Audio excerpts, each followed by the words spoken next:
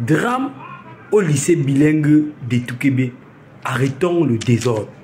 Chers parents, chers enseignants, chers administrateurs, arrêtons le désordre. Un enfant équilibré sur le plan émotionnel ne peut jamais casser la voiture de son proviseur. Arrêtons le désordre. Arrêtons de tergiverser, de tourner autour du pot alors qu'on a des vrais problèmes. La situation qui s'est produite au lycée bilingue de Toukébé nous révèle l'état profond dans lequel on est. Nous révèle, c'est-à-dire que nous donne une image du Cameroun à venir qui est simplement la qualité d'éducation et la qualité de traitement que les enfants aujourd'hui reçoivent de leurs parents, du système et de leur famille. Certains vont dire non, vraiment, le proviseur a dérangé, le proviseur, vraiment, le pays ici est mauvais. D'autres vont dire non, vraiment, voilà, les enfants sont devenus délinquants. Les enfants d'aujourd'hui, on ne comprend plus rien. Je dis et je répète, un élève équilibré sur le plan émotionnel ne peut jamais marcher sur son camarade, ne peut jamais casser un véhicule d'un proviseur. Alors, aujourd'hui, nous saisissons cette occasion pour interpeller tous les maillons de la chaîne éducative à revoir l'éducation familiale, à revoir l'éducation de base de nos enfants.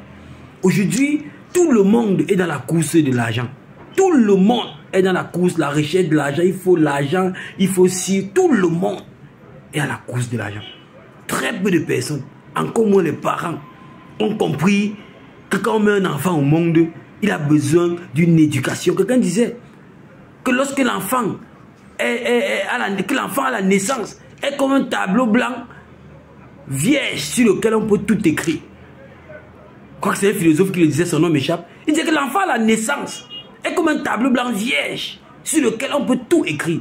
Aujourd'hui, si les enfants ont des attitudes inacceptables dans la société, c'est parce que nous, les aînés, les parents, c'est ce qu'on a écrit ces choses-là sur le tableau blanc. Donc cette situation nous interpelle à prendre soin de nos enfants, à prendre soin de nos cadets. Certains parents vont se dire, non, moi je paye l'école, je fais ceci, je fais ça. Sachez que chaque être humain, selon la pyramide de Maslow, a des besoins. Et ces besoins-là doivent être comblés pour qu'ils soient équilibrés sur le plan émotionnel. À un âge, il peut avoir certains besoins. Avec le temps, les besoins grandissent ou passent à un autre niveau. Et ces besoins-là doivent être comblés. Donc j'attire l'attention des parents sur cette sensibilité-là, à écouter les besoins des enfants, à essayer de les combler. La majorité de ces enfants-là, ce que vous voyez là, chers parents, chers amis, c'est le résultat du manque d'amour. C'est le résultat des frustrations, des blessures émotionnelles, du rejet. C'est le résultat de tous ces blessures émotionnelles qui peuvent venir soit des parents, soit des élèves. Et je me rappelle quand j'étais au lycée, l'une des plus grandes sources de frustration que j'avais venait de mes camarades, venait des camarades de classe. Les intrigues par-ci, par-là, oh ta tête, tu as une petite tête, tu es petit de corps, on t'appelle spaghetti, tu es costaud, on t'appelle patapouf, tu es grand de terre, on t'appelle lompi lompate, et bien d'autres. Toutes ces choses-là qui contribuent à frustrer les enfants, qui créent des blessures émotionnelles et qui ont des conséquences comme ce qu'on peut voir là. Tenez-vous tranquille. Les blessures émotionnelles, les frustrations émotionnelles n'ont pas les mêmes conséquences. Hein. Certains élèves, les conséquences sont le renfermement sur soi. C'est-à-dire que les conséquences ne sont pas très externes. C'est qu'ils se renferment sur eux. Et d'autres, c'est externe. Hein. C'est-à-dire qu'ils peuvent tout casser. Donc cette situation nous interpelle.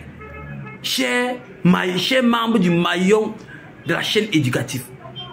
Donnons du temps pour l'éducation réelle de nos enfants. Il ne s'agit pas de leur apprendre les mathématiques, les physiques, les chimies. Il s'agit d'essayer d'identifier quels sont les besoins qu'ils ont, de combler ces besoins-là, de les affirmer, d'éviter les frustrations. On a des enseignants qui déversent leurs frustrations contre le système sur les élèves. Oui, les enfants à la naissance sont comme un tableau blanc sur lequel rien n'est écrit. Et voilà, on a écrit tellement de choses. Et aujourd'hui, ce qui ressort qu'on a écrit, c'est de casser les voitures des proviseurs, marcher sur les camarades et bien d'autres. C'est à nous le problème.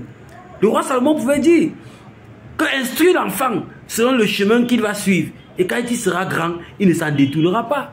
Quelle est l'instruction qu'on a donnée à ces enfants-là pour qu'ils ne s'en détournent pas? Donc aujourd'hui, je nous interpelle d'arrêter le désordre. D'arrêter le désordre, chers responsables, chers enseignants, chers parents d'enfants, chers responsables d'établissement, arrêtons le désordre et regardons en face les réels problèmes de notre jeunesse. Travaillons à bien éduquer nos enfants. Chers parents, soyez là pour vos enfants. Soyez là pour vos enfants. Soyez là pour vos enfants. Trouvez du temps pour avoir des moments de qualité avec vos enfants. Trouvez du temps pour vous intéresser à ce que vos enfants font.